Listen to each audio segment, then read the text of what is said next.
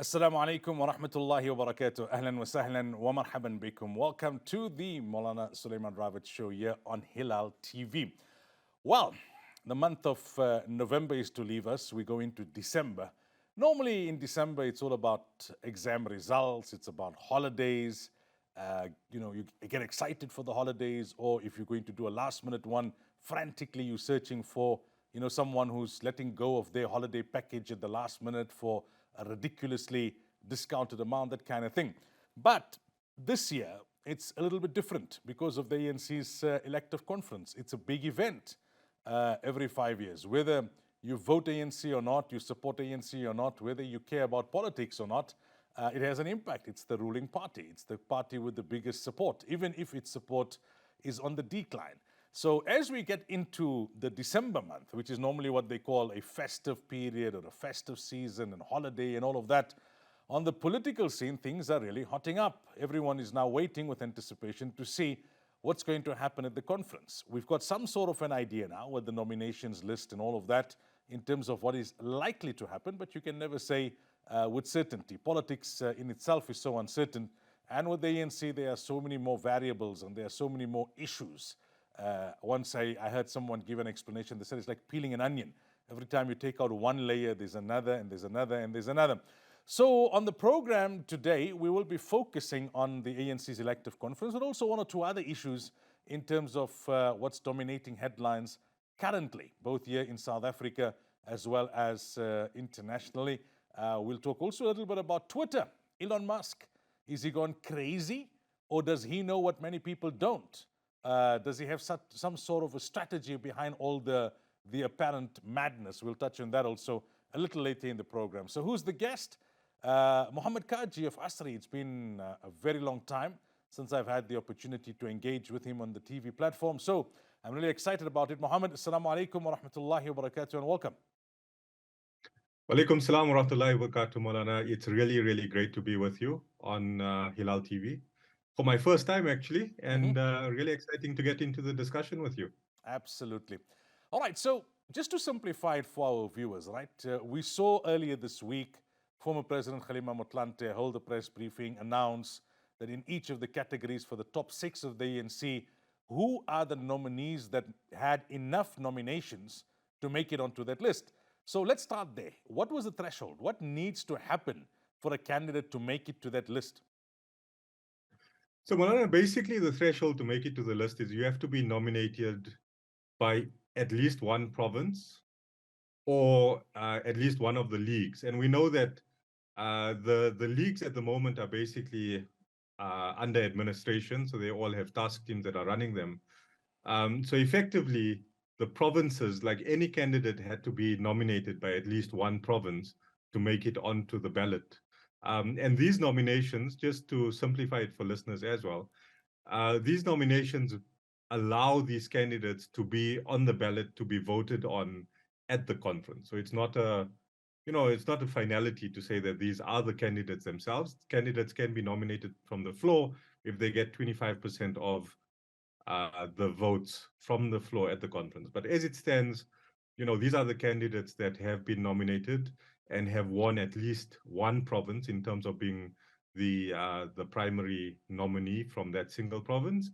And what we saw, is just to take it a step further, is that KwaZulu-Natal's nominations from themselves as a province pretty much made it onto the ballot all the way down.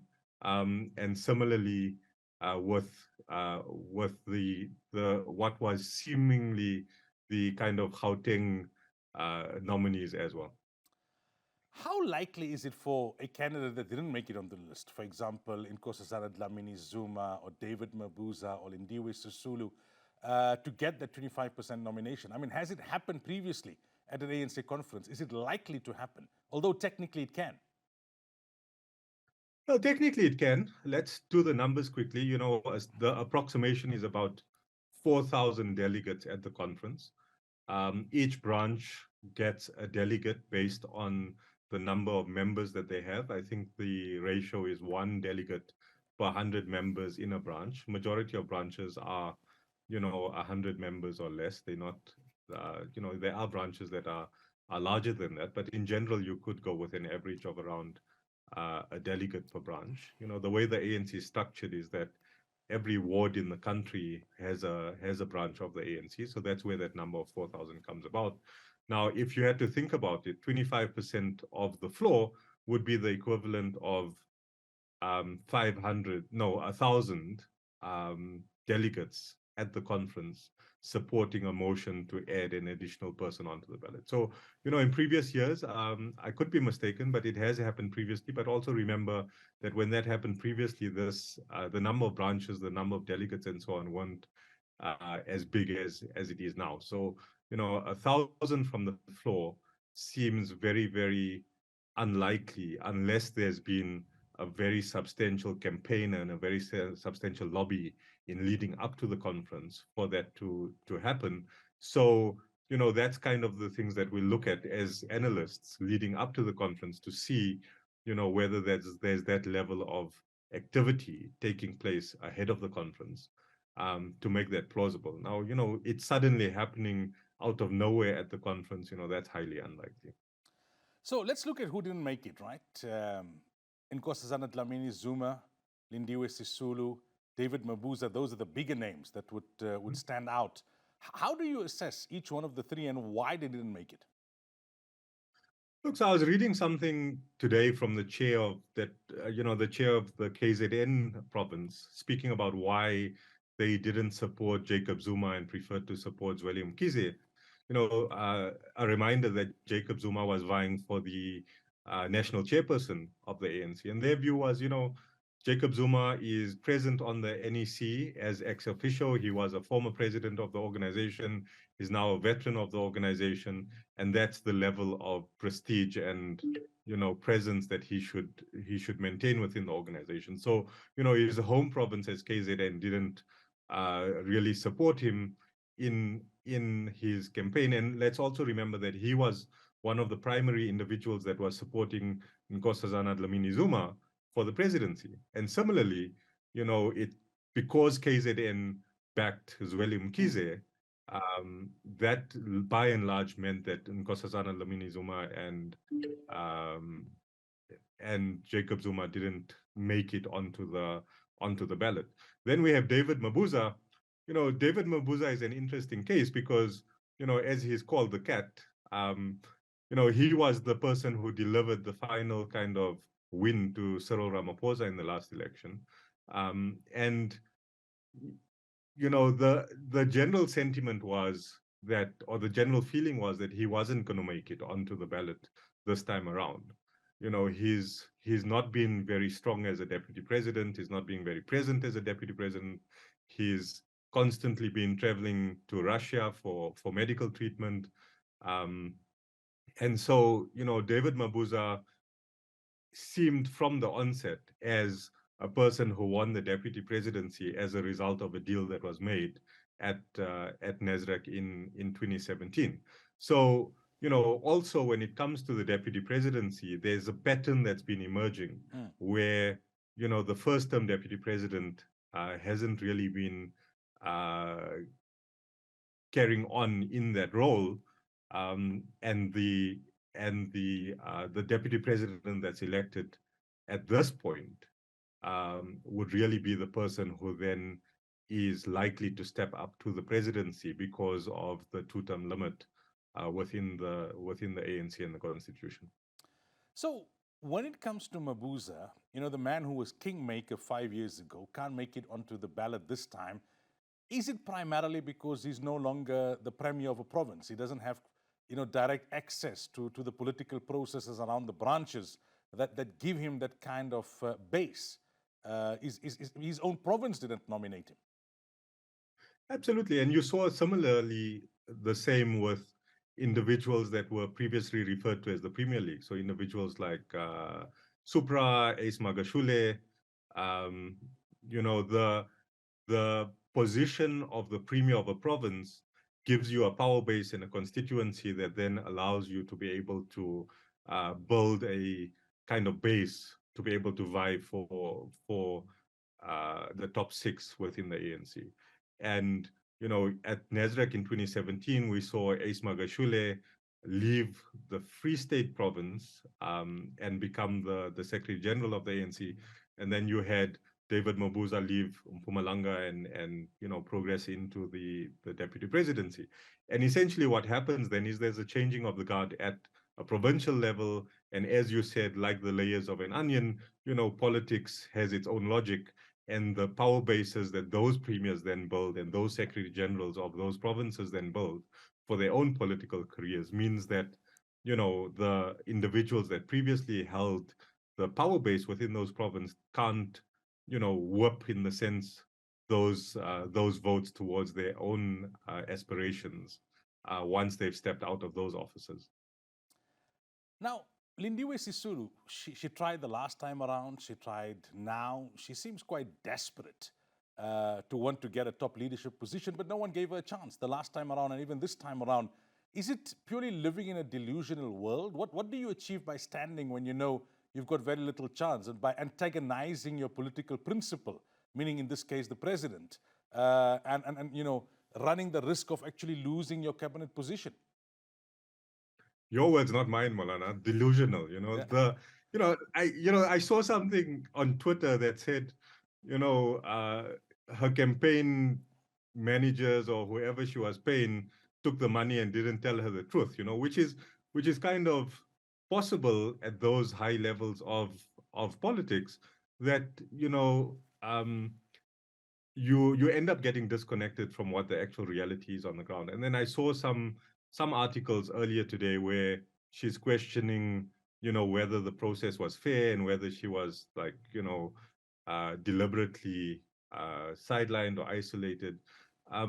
But I don't think that Lindiwe Sisulu had the base and the constituency and the support that she thought she had. Right? She's done it in 2017. She thought she could make herself into a kind of kingmaker and a deal maker. And again, this time around, she didn't even come out for the presidency in this sense as the third name on the ballot.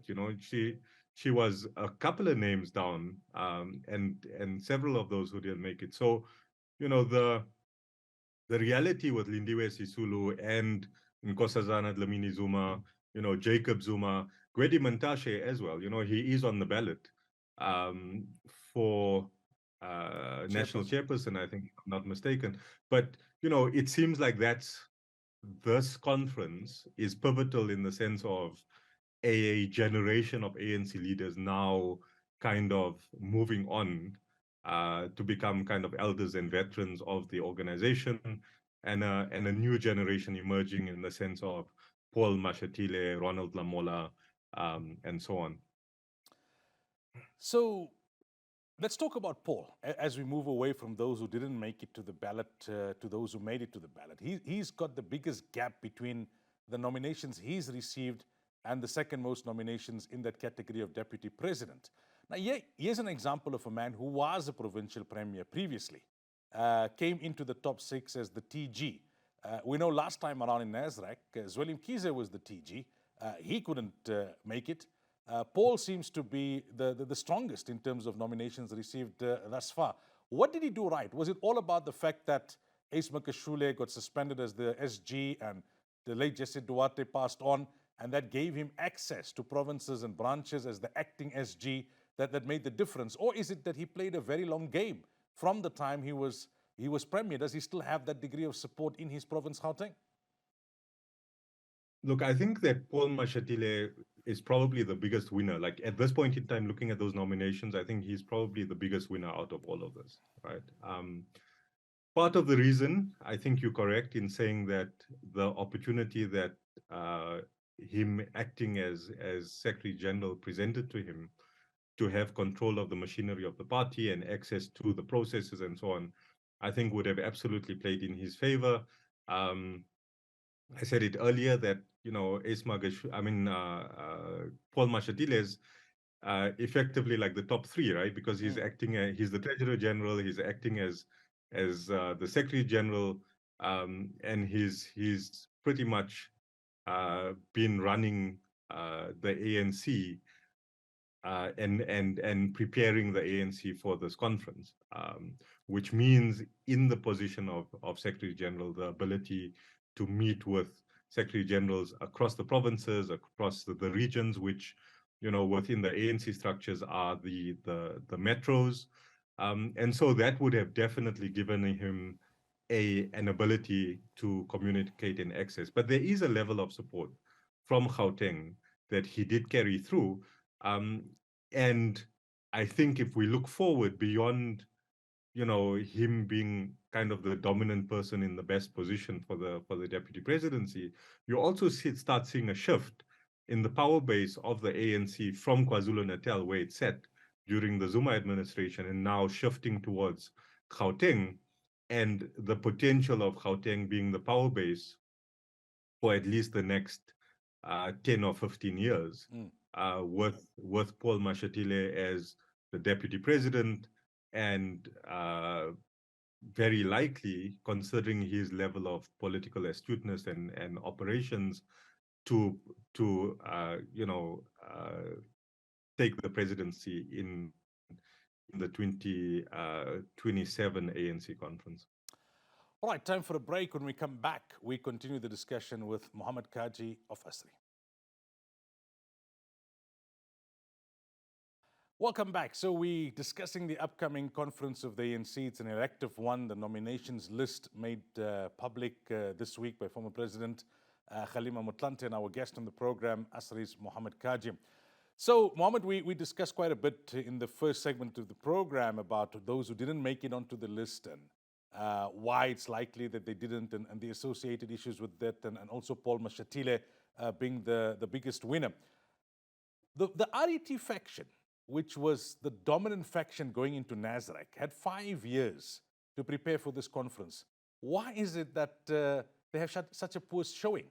Why is it that the KZN province is supporting Zweli Mkhize, who's so compromised because of digital vibes and who's lagging behind almost by half the number of votes compared to that of Cyril Ramaphosa in the category for president of the ANC?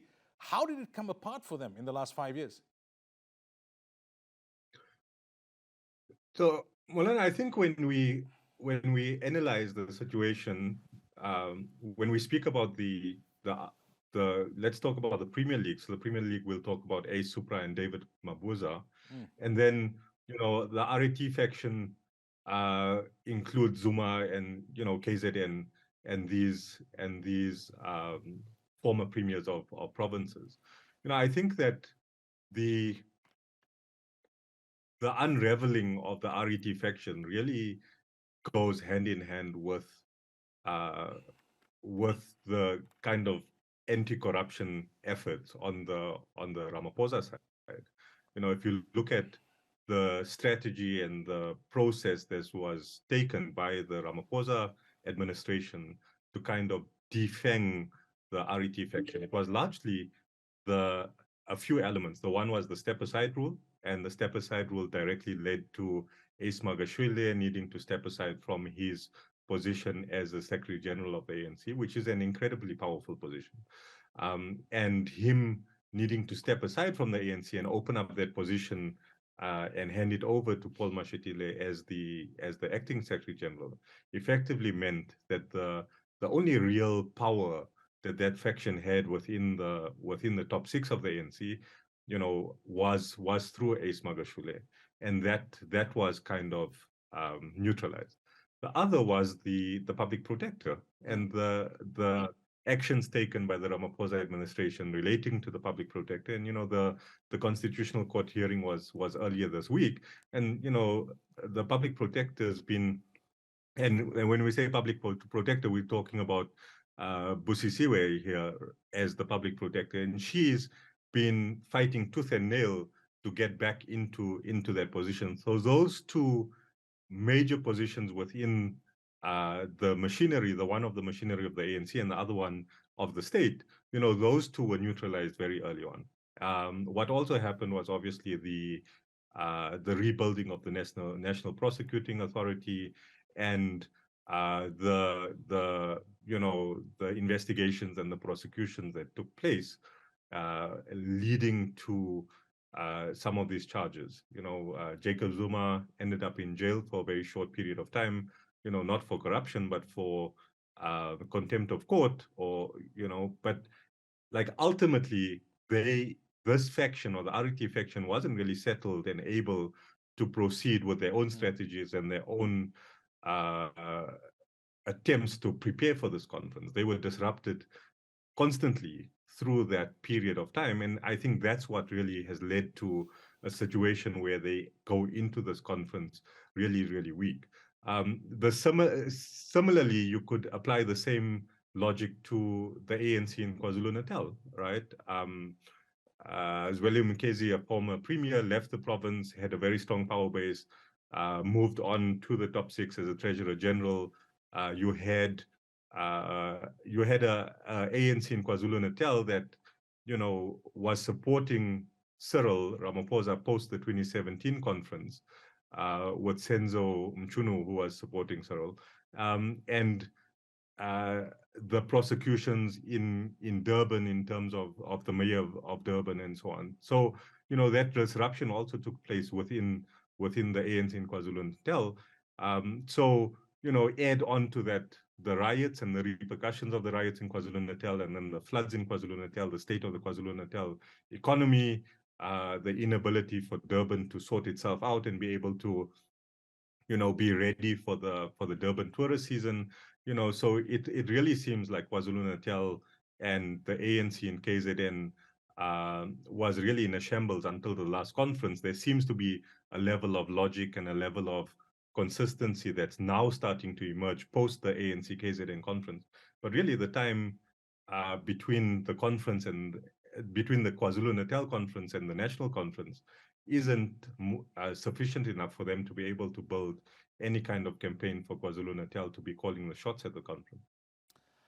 We know historically there has been criticism about the lack of representation of women within the top six. This time around, there was quite a bit of focus on youth. Now, Ronald Lamola is nominated, but is not top of his category. I think he's in third when it comes to deputy president, so the chances are very slim. The others, it could be argued, are young, but it's younger by comparison, right? So if Ramaphosa is into his 70s, then the Mashatiles and others may be younger by comparison. But if you look at the trend globally now, I mean, we're getting presidents and prime ministers in their 30s, late 30s, early 40s. It's almost a norm now. What's it about the ANC? Is it just that because a process started post-democracy, you've got to just wait your turn? There were people waiting very patiently before you. So there's a line and there's a hierarchy. It's like you take your ticket and get a number. And we went through the islanders who were imprisoned on Robert Island.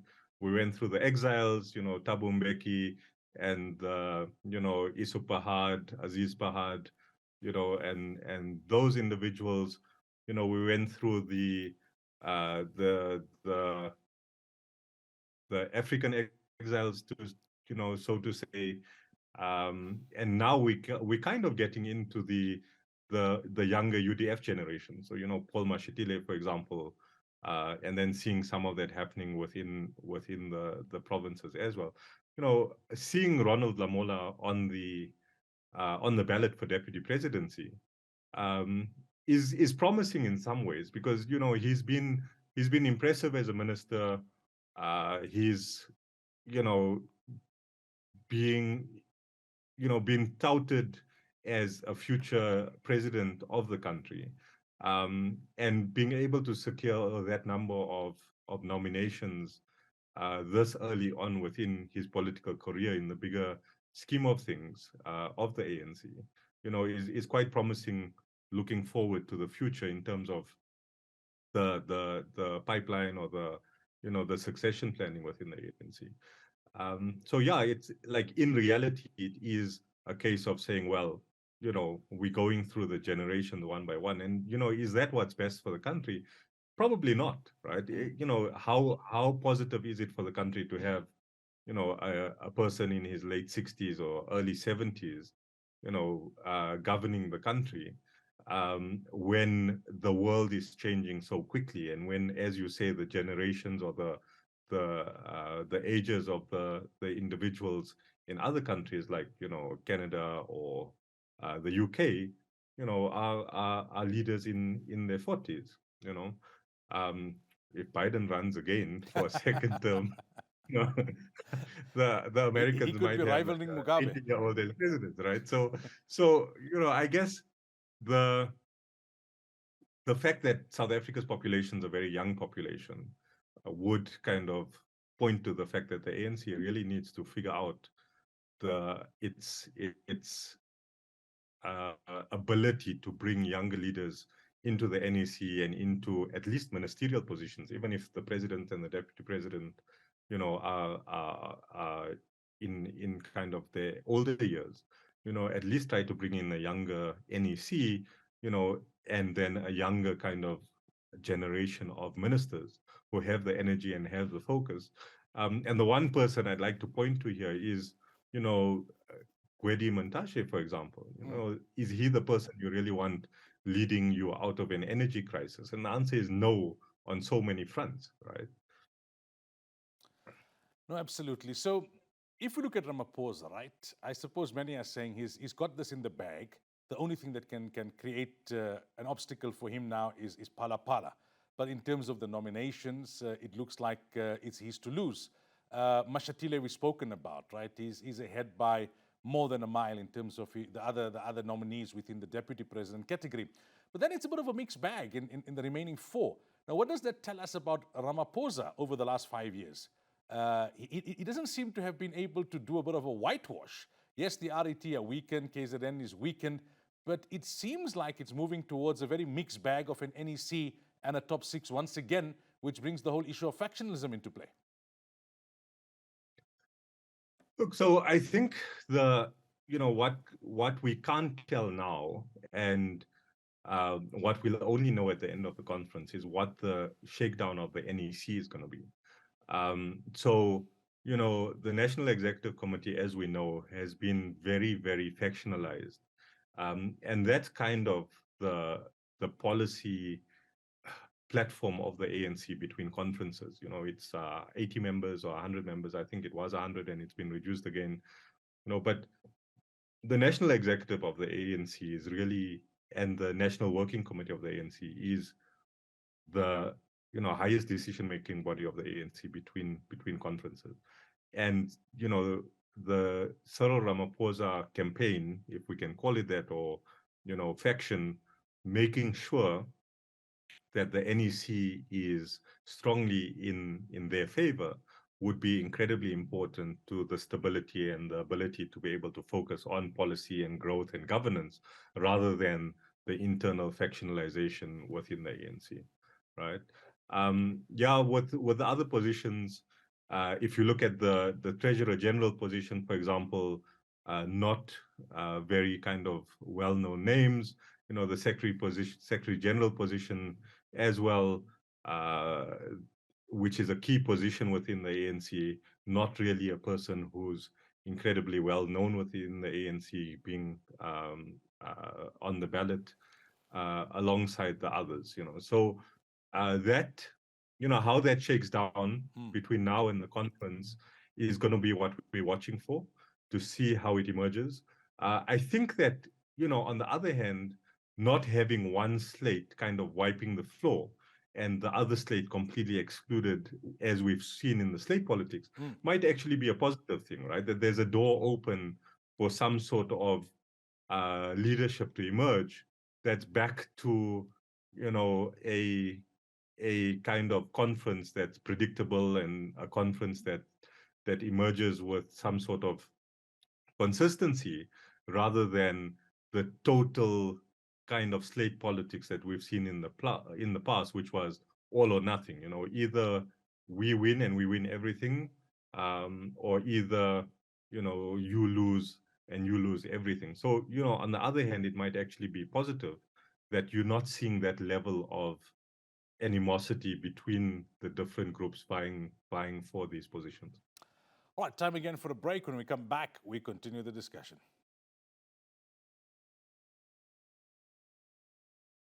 Welcome back. So we are in discussion with Mohammed Cajee of ASRI, and we've spoken extensively so far in the program about the ANC's elective conference. Mohammed, just before we move on to some of the other issues that we wanted to discuss, Jacob Zuma couldn't secure a nomination to be the chairperson, right?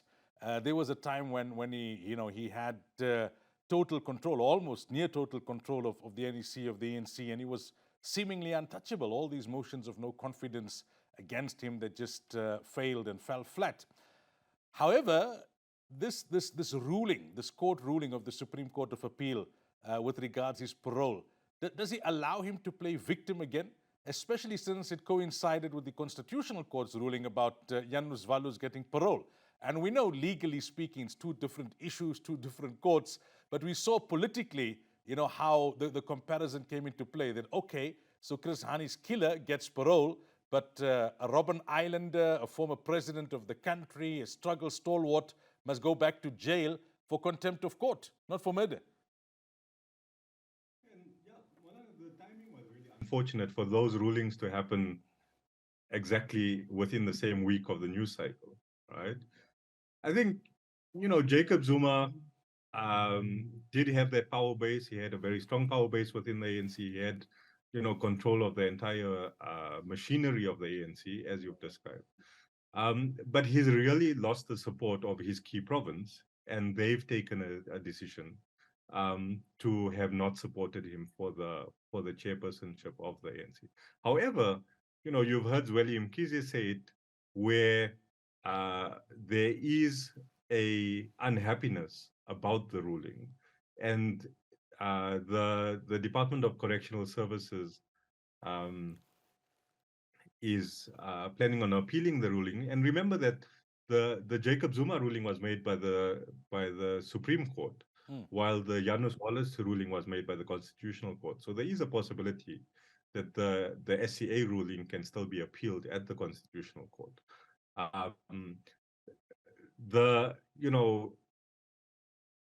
Does Jacob Zuma get the opportunity to go into the conference and use that as or use the ruling and the judgment as a basis to be able to revive some sort of support or grassroots campaign and support around him? Potentially, but I don't think it would be sufficient to be able to deliver him, some sort of top 6 position within the ANC. And remember that his campaign around the chairpersonship also revolved around Nkosazana Dlamini Zuma and his support of Dlamini Zuma for the presidency. So, had she made it onto the ballot as well, you would have had a different situation where Cyril plus a kind of candidate that was being supported by Jacob Zuma, and then Zweli Mkhize supported by the ANC in KwaZulu-Natal, that would have been a very different dynamic to where we're going into now, into the conference, right? So I think what's likely going to happen is you're going to end up having the ANC KwaZulu-Natal, actively lobbying and campaigning to try to ensure that Zweli Mkhize in some way is accommodated within the top 6. Most likely, I think they would, in my logic, try to attempt for the deputy presidency, because it does seem like the presidency is so well wrapped up, right? And Zweli Mkhize versus Paul Mashatile within the deputy presidency in some way, would then end up being the major kind of campaign. And then also the NEC, right? Like, what level of influence and strength, does KwaZulu-Natal or is KwaZulu-Natal able to wield in terms of positions within the NEC, and then the other provinces that aren't visible within the top 6, what then happens to Mpumalanga, for example, or the Free State, for example, or those provinces, and what accommodations do they kind of have within the NEC to secure their support.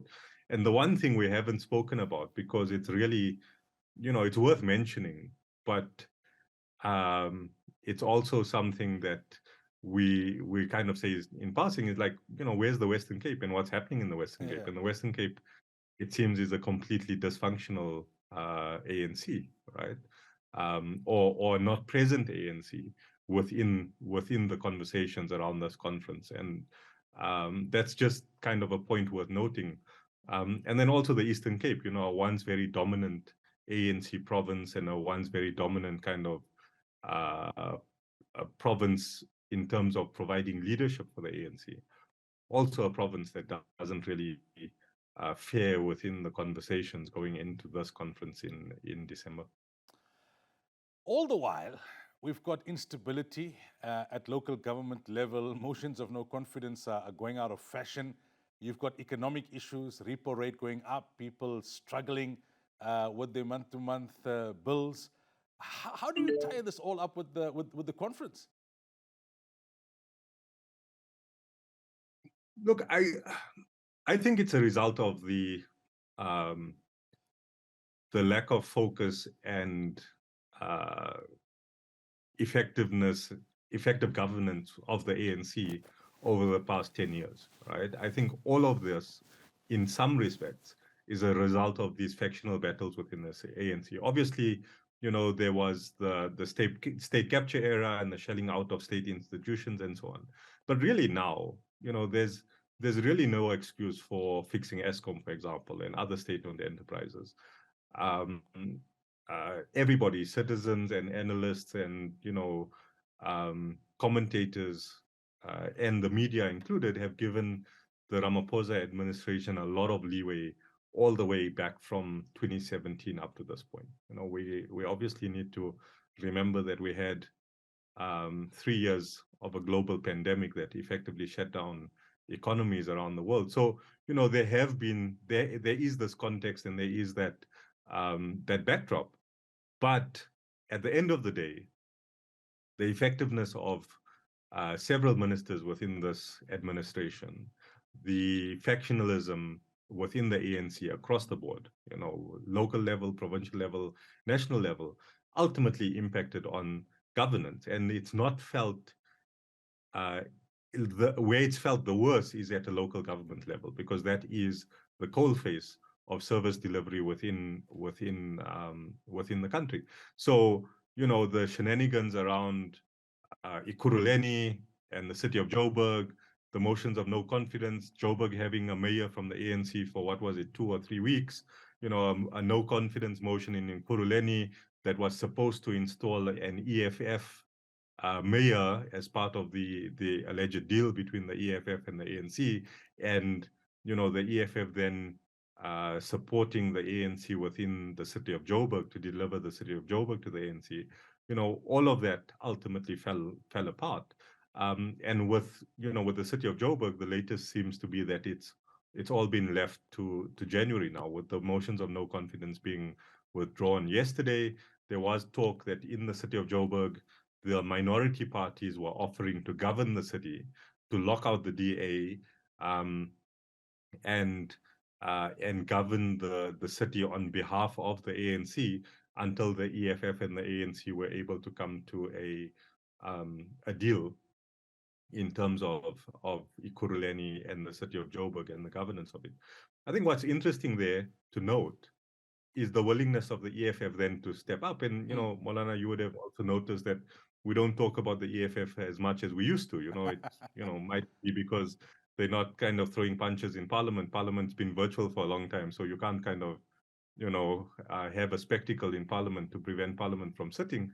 But, I think a point to note there is the EFF's willingness to now step into government, right? Like up to this point at the local government level, the EFF has really been playing this kind of role of saying, well, we'll sit and be the kingmakers to elect minority governments and support those minority governments. So, the EFF wanting to take on Ekurhuleni in an executive role, which is very different to sitting in a legislature and council and,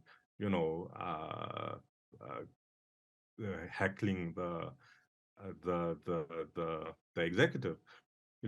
Taking on a major city in the country, being Ekurhuleni as a mayor, and being willing to do that, and deliver an administration that would then be measured on their effectiveness, I think that's an interesting development to note. And why is it happening? I think potentially because the EFF feels that they might need to now step in to prove themselves as able to govern and to able to run a city, and prove their credentials as executive members or executive administrators rather than just elected representatives within a city council. So that's something interesting to watch. You know, usually we expect Julius Malema to be making all kinds of statements around the ANC conference and all kinds of predictions of what's going to happen, and he's been quite quiet as well. So hopefully we'll see some interesting comments coming from him in the lead up to the conference as well. Mohammed, we're out of time, but a quick comment from you on Twitter and Elon Musk before we conclude. Is it just pure madness, or is there some sort of a strategy behind what is seemingly just crazy behavior? Yeah, so Moulana, my view is Twitter isn't dead. Everyone was reading Janaza for Twitter last week, predicting its downfall, wondering what they were going to do with their accounts. Twitter's been taken private, which really means that the decision making within Twitter becomes much quicker, right, than what it was as a listed entity on the Nasdaq. That's the first point. The second point is, Elon Musk's been known to be on the record saying things like, in the English-speaking world, you don't have something like WeChat. So, there is a plausibility that the evolution of Twitter is going to progress into something more akin to a platform that allows e-commerce transactions and allows other kinds of modules within this ecosystem that isn't purely where it's at, which is, text and video. So, what we could potentially predict is an evolution of Twitter. The last point to make is what the logic was around the restructuring of Twitter in terms of the size, as well as the cost base, of Twitter. And my view is that a lot of this was really a cash flow issue, that he had to reduce the costs and the expenses of Twitter very quickly to ensure that, with all of the advertisers that have been pausing their campaigns on the platform and so on, that he was able to get a handle on the expenditure side of Twitter. If you just do a quick estimate of 4,000 employees at an average of maybe $100,000 a year for the San Francisco Bay Area, you end up in hundreds of millions of dollars in payroll alone. So in that sense, I don't think Twitter is dead. I think we're going to see a Twitter emerge that's going to be very different to the platform now, with new modules and functionality and so on added in. And because it's a private entity now, an evolution of the platform much quicker than what would have been the case when it came to it being a publicly listed entity with public shareholders. But yeah. Like the ANC conference, only time will tell, because we can only speculate. Mohammed, shukran. It's been a fascinating discussion. It was lovely to have you on the program. Jazakallah khairan, Moulana. It's been awesome being with you again, and we look to do it soon, closer to the conference again, inshallah. Inshallah. Assalamu alaikum wa rahmatullahi wa barakatuh. Alaikum salam wa rahmatullahi wa barakatuh. Well, to our viewers, until next week, inshallah, fi manillah. Assalamu alaikum wa rahmatullahi wa barakatuh.